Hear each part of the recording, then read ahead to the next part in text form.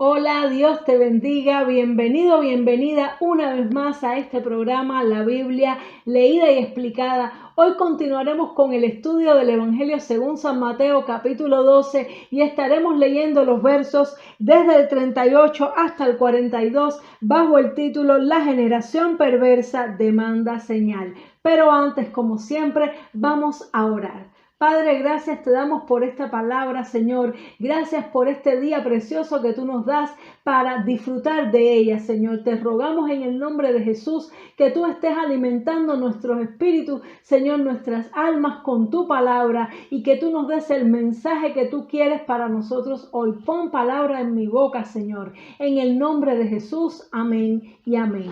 Gloria a Dios. Así que vamos a leer Evangelio según San Mateo, capítulo 12, verso 38. Entonces respondieron algunos de los escribas y de los fariseos diciendo: Maestro, deseamos ver de ti señal. Él respondió y les dijo: La generación mala y adúltera demanda señal, pero señal no les será dada, sino la señal del profeta Jonás. Porque como estuvo Jonás en el vientre del gran pez por 3 días y 3 noches, así estará el Hijo del Hombre en el corazón de la tierra 3 días y 3 noches. Los hombres de Nínive se levantarán en el juicio con esta generación y la condenarán, porque ellos se arrepintieron a la predicación de Jonás, y he aquí más que Jonás en este lugar. La reina del sur se levantará en el juicio con esta generación y la condenará, porque ella vino de los fines de la tierra para oír la sabiduría de Salomón, y he aquí más que Salomón en este lugar. Amén, gloria a Dios. Y vemos aquí que Jesús estaba nuevamente hablando con los fariseos, con los escribas. Recordemos que en el capítulo anterior estábamos estudiando de que ellos acusaban a Jesús de que cuando liberaba a los endemoniados no lo hacía con el poder de Dios, sino con el poder de Satanás. Y Jesús les dio una enseñanza bien poderosa y ellos entonces le dijeron: bueno, ok, entonces queremos que nos des una señal. Ellos querían una demostración de poder, algo que Jesús hiciera espectacular solamente para satisfacer su necesidad de ver algo grandioso y que ellas pudieran creer. Pero esta no es la motivación con la que Jesús hacía los milagros. Jesús hacía los milagros para ayudar a las personas por amor, por compasión, no para impresionar a nadie. Por eso, en lugar de obtener una señal, lo que obtuvieron fue un regaño de parte de Jesús. Jesús se negó a darles esta señal y les dijo que eran una generación adúltera y perversa. ¿Por qué? Porque eran una generación que no amaban a Dios ni le buscaban. No tenían un corazón íntegro para Dios. Adúltera no solamente desde un punto de vista físico, en el hecho de que adulteraban cometiendo este pecado con otras personas, sino que no tenían a Dios en el primer lugar. Y cuando tú y yo no tenemos al Señor en el primer lugar en nuestras vidas, también podemos ser considerados por Dios como adúlteros espirituales. Y dice también que era una generación perversa, una generación con caminos pervertidos, que no andaban en pos de Dios, sino en pos de sus propios malos deseos. ¿Y qué es lo que el Señor quiere? El Señor lo que quiere es que las personas se arrepientan y le busquen. Para eso Él les predicaba, para eso Él les ayudaba, para llevarlos al arrepentimiento y para que buscaran de Él. Y Jesús habla una y otra vez del tema del juicio final. Hay personas, hay cristianos que dicen que no debemos estar hablando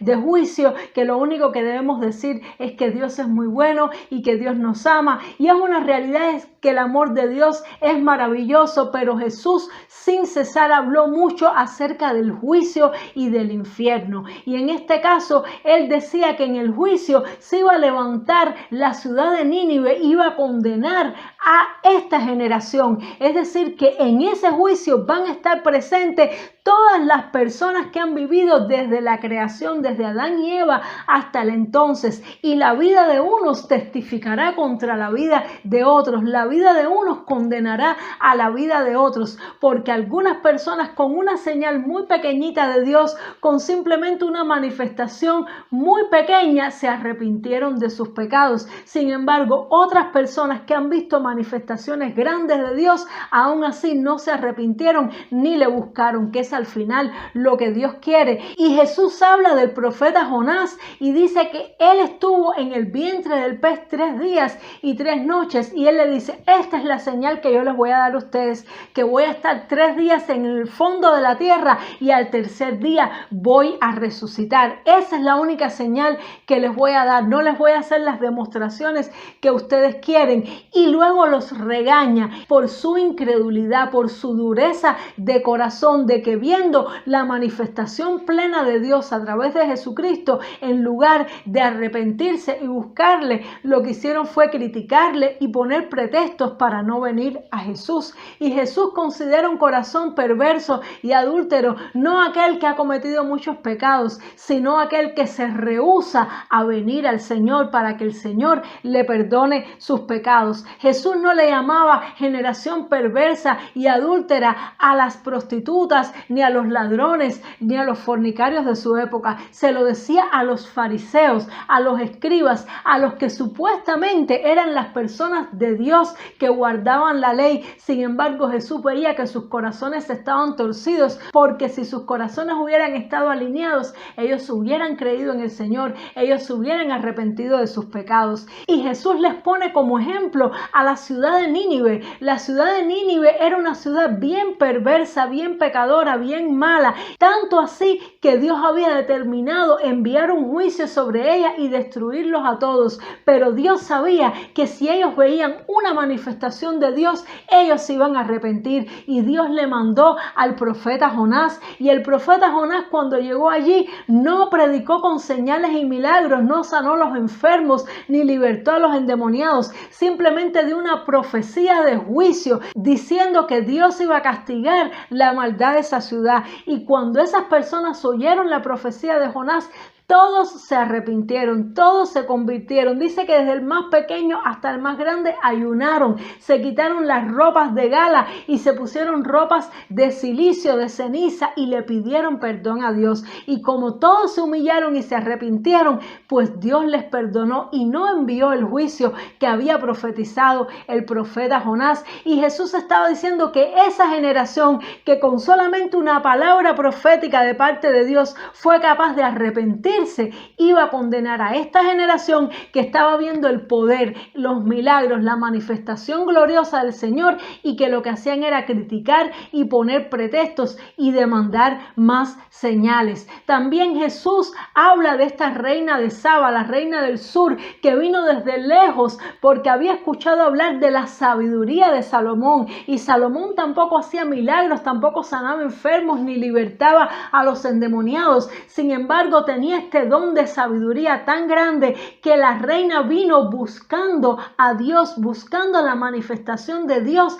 en la vida de este rey. Y dice que ella se iba a levantar en juicio en contra de esta generación, porque ellos tenían a Jesús, la fuente de sabiduría. Jesús enseñó con mucha más sabiduría, misterios mucho más profundos que los que enseñó Salomón. Y ellos que estaban ahí, que no tenían que viajar para ver a Jesús, en vez de disfrutar, de aprovechar la manifestación de Dios, lo que hicieron fue poner pretextos y rechazarlo y no buscarle como hizo la reina de Saba. Entonces, ¿qué es lo que quiere Jesús? Jesús quiere que le busquemos y que nos arrepintamos de nuestros pecados, que fue lo que hicieron Nínive y lo que hizo esta reina. ¿Para qué? Para que no tengamos que comparecer en el día del juicio. En el día del juicio van a ser juzgadas aquellas personas que su nombre no se haya escrito en el libro de la vida, cuyos pecados no hayan sido perdonados anteriormente. Dios no quiere que nadie sea juzgado en ese día. Sin embargo, a causa del corazón duro, incrédulo y rebelde de muchas personas,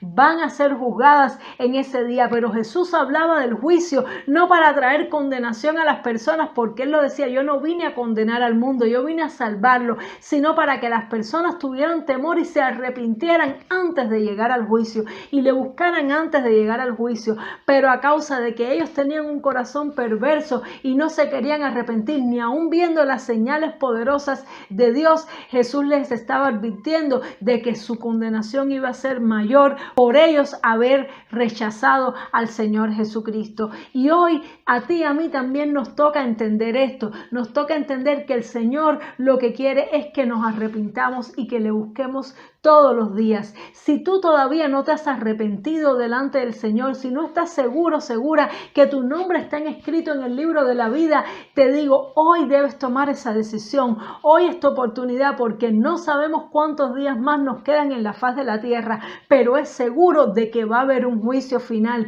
Y hoy tú tienes la oportunidad de tener la Biblia en tus manos, cosa que nadie de aquella época, de aquella generación soñó. Hoy podemos tener una Biblia en nuestras manos para nosotros solos. Esto es un privilegio muy grande. Sin embargo, hay muchas personas que teniendo la Biblia ni siquiera la han leído. Es decir, que han rechazado la manifestación de Dios en su vida. No rechaces al Señor, no rechaces su manifestación. Aprovecha lo poco o lo mucho que Dios te da para arrepentirte y para buscarle, porque ciertamente va a haber un día del juicio y Dios quiere que tú y yo escapemos de ese día y que nuestro nombre aparezca en el libro de la vida. Así que vamos a orar. Padre, gracias te damos por esta palabra, porque tú nos has enseñado hoy por medio de ella, Señor. Dios mío, ayúdanos a vivir una vida que te valore, Señor, que te busque, una vida de arrepentimiento, Señor, y de búsqueda de tu presencia, Dios mío. No queremos ser juzgados en el día del juicio, Señor. Perdónanos por todos nuestros pecados, Padre Santo. Ayúdanos, Dios mío, a ser santos como tú eres santo y a vivir una vida que te agrade, Señor, una vida que te busque en todo tiempo, Padre. Te lo pedimos en el nombre de Jesús. Amén y amén. Dios te bendiga mucho. Espero que haya sido muy edificante para ti y nos vemos en el siguiente programa para seguir aprendiendo de la palabra del Señor. ¡Chao!